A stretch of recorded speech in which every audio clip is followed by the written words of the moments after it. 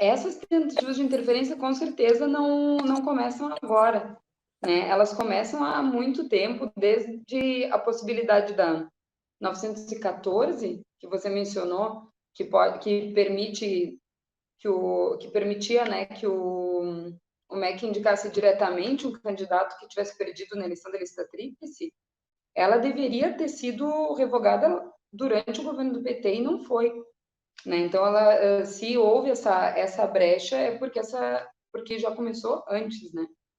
E, com certeza, essas interferências vêm acontecendo, mas acho que a gente está do lado certo, que é de se opor a elas, né? Assim como quando começou a se discutir a EBSER, os sindicatos estavam fazendo a crítica, mostrando, né, os problemas que poderiam derivar dela. A gente também já estava alerta quando foi aprovada a PEC da morte, por exemplo, porque se hoje nós não temos recursos para educação, não é porque esse recurso sumiu, de repente, no governo Bolsonaro, né? Os recursos para a educação pública vêm caindo ao longo dos anos, os institutos federais vêm sentindo isso, né? Os projetos de extensão, de ensino, pesquisa e extensão vêm sendo prejudicados. O contingenciamento do ano passado foi trágico para milhares de alunos. No meu Instituto Federal, as professoras que estavam em projetos de extensão tinham que tirar o dinheiro do bolso, porque a verba, né, como a gente lembra, só foi liberada em outubro, e muitos projetos ainda foram diretamente cortados, né, não pôde ser feito nada. E esse tipo de acontecimento não pode ser tratado como se fosse algo normal, né? Acho que quando a gente fala dessas várias interferências, e dialogando com o que o professor falou antes, né, que a gente só vai ter autonomia quando tiver financiamento, a gente não pode tratar como normal que o financiamento não venha do governo, porque o dinheiro, a verba do MEC, vem de onde, né? Ela é prejudicada diretamente com a aprovação da PEC da morte, como eu comentei antes, com a nossa dívida pública, que suga, né, um valor altíssimo do orçamento da União, né, todos os anos. E aí, quando a gente vê que não existe esse interesse, né, em priorizar a educação pública, que deveria ser um direito e não um produto para ser vendido, não uma moeda de troca para a gente jogar com as empresas, aí a gente percebe que a interferência do governo ela se nota muito mais do que nos discursos, e sim nesse tipo de normativas. O que eu quero dizer com isso? Eu quero dizer que, independente dos discursos do Weintraub e do Bolsonaro, que todos nós nos mobilizamos aí nas redes sociais para rejeitarmos, porque são discursos, sim, que são racistas, são fascistas, que desprezam a universidade, desprezam o conhecimento científico e acadêmico, desprezam toda a altíssima produção e a qualidade das pesquisas desenvolvidas nas instituições de ensino superior. Isso é um lado só do fenômeno, mas não é o principal, porque se nós ficássemos só com o discurso deles e não estivessem acontecendo esse tipo de iniciativas como a MP 979, né, que você comentou agora, que ela foi devolvida para o executivo, porque a gente sabe que eles estão nesse cabo de guerra, né, do legislativo com o executivo. Mas nós não podemos respirar sossegados nem um dia, né? A cada momento, a cada semana, tem uma outra novidade, como, por exemplo, outro exemplo da interferência, os interventores, né, no Instituto Federal do Rio Grande do Norte, no IFSC. Eu vi que hoje o sindicato Sinasef em Santa Catarina foi processado por calúnia de difamação, porque está chamando André Dalla Poça do nome que ele é, né, que ele é um interventor, e então está sendo processado. Então, acho que a gente tem que estar muito mais atento nessas movimentações, né?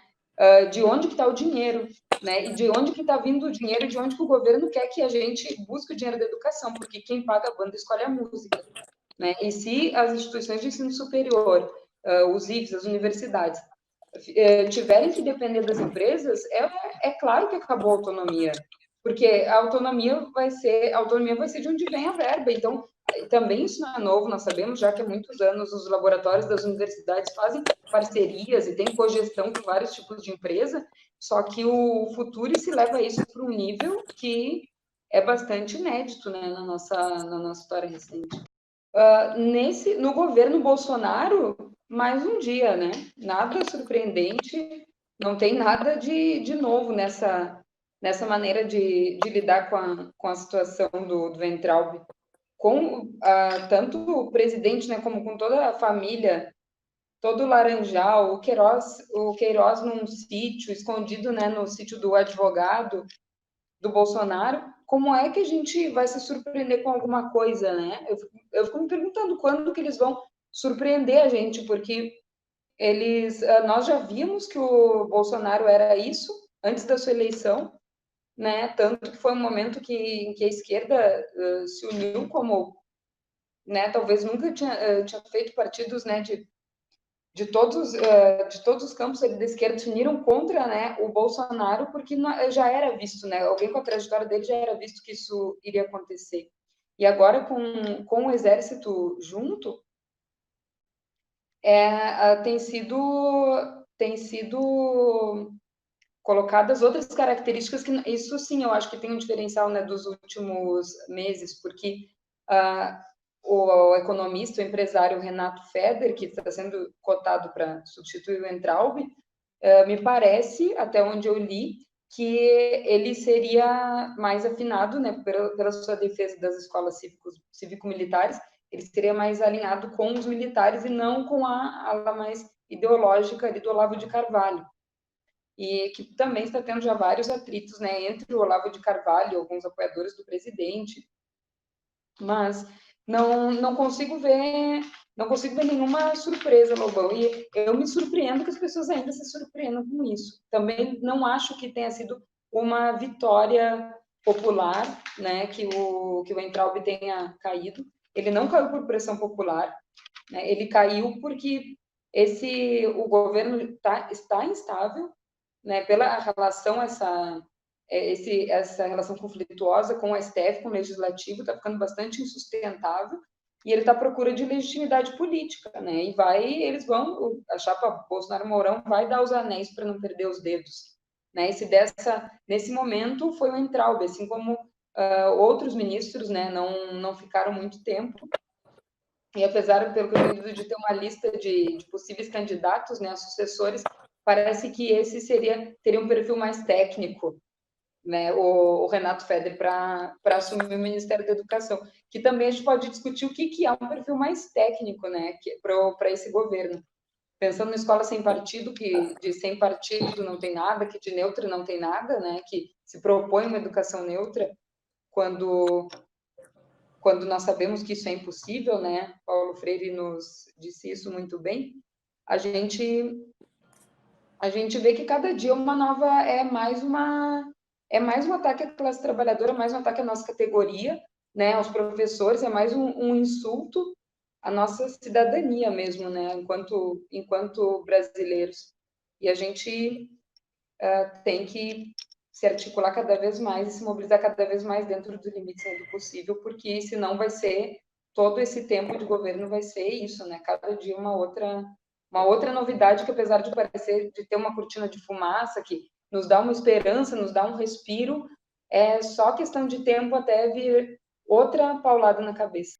Então, eu não sou da direção, né, da minha seção sindical, então pode ser que algumas informações mais detalhadas os companheiros, o Lobão, o Michel, né, poderiam complementar, mas até onde eu sei sempre tem, né, esse diálogo, pelo menos dos relatos que a gente recebe, sempre tem sim esse diálogo com os parlamentares que estão mais ou menos no nosso campo, né, que a gente entende, né, que são aliados táticos, né, nem sempre são aliados o tempo todo, né, mas em algumas questões, em alguns pontos, existem parlamentares que a gente pode contar para que saiam em defesa do serviço público, né, da educação pública. E também tem, mas não só isso, né? Então tem, Juliano, com certeza, tem articulação com os parlamentares, mas enquanto sindicato, a gente não se detém, né, nessa articulação numa luta via parlamentar, Da mesma maneira que a gente não pode se deter e não se detém, né, pelo menos no âmbito do SINASEF, nas discussões no âmbito do jurídico, né? Então, nós temos também muitas vitórias, né, com a nossa, com o nosso jurídico, né, nacional, os jurídicos locais também, mas a função do sindicato é ser um agente político de transformação, né? Então, de promover promover diálogos, né, promover formação política na sua base, de acordo com as realidades locais também. Nesse momento de educação que estão querendo, né, nos impor a EAD a todo custo, por causa da pandemia, então os IFES em todo o Brasil estão enfrentando realidades diferentes, né? Então o trabalho do sindicato, das seções sindicais, de acordo com a realidade local, ele vai variando também. E, da mesma maneira, pode ter questões mais locais que vão ser articuladas com parlamentares estaduais.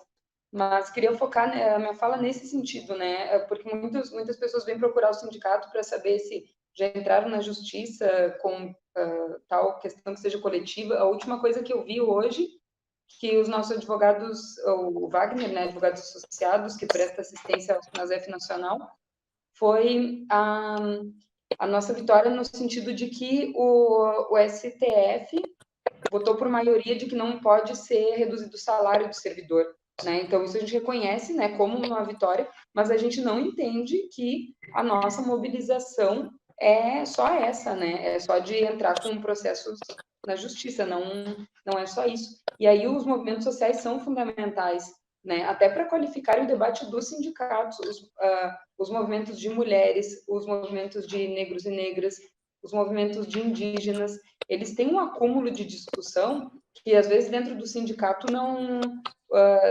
acontece, e o sindicato fica como que capengo e não evolui, não aprofunda essas questões, não qualifica esses debates, ou da LGBT, a questão LGBTfobia também.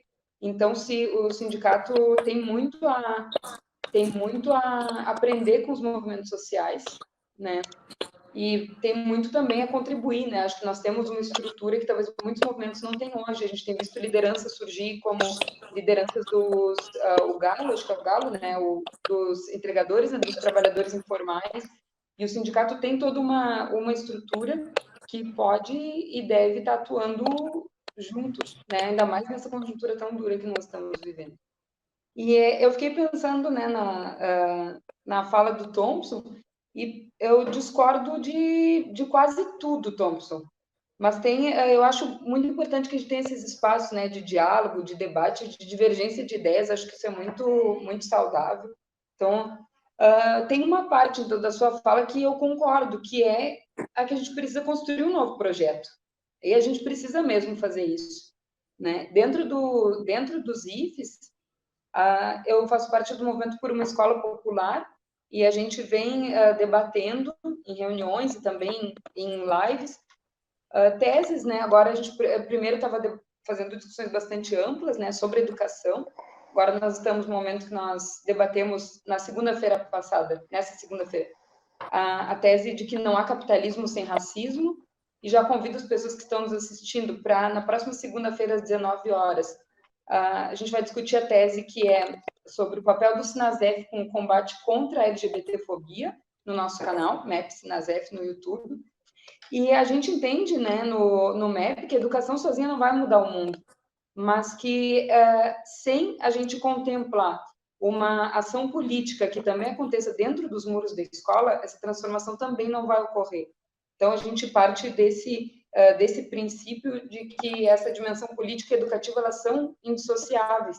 E que se nós formamos, sim, nos institutos federais, né, mais especificamente, que é o meu local de atuação, nós formamos pessoas, sim, para o mundo do trabalho, mas nós não estamos formando, e aí eu acho que uma diferença muito importante, uma mão de obra barata e não pensante. A formação que a gente quer que os nossos jovens tenham é aquela formação que o trabalho é uma das dimensões dele enquanto ser humano, porque esse jovem também, se o futuro e se for aprovado, e se cada vez mais a universidade vai depender de verba somente se tiver projetos que deem retorno, e a gente sabe que o retorno econômico vai vir através de um foco na ciência e na tecnologia, que vai deixar de fora, por exemplo, toda a questão das artes, das ciências humanas, das questões de linguagens. Eu fico me perguntando, eu, enquanto professora de português e espanhol, que projeto que eu teria que colocar para o capital, né, para o mercado produtivo, e entender que eu estou, né, qualificando os trabalhadores. Então, isso é terrível, isso é terrível.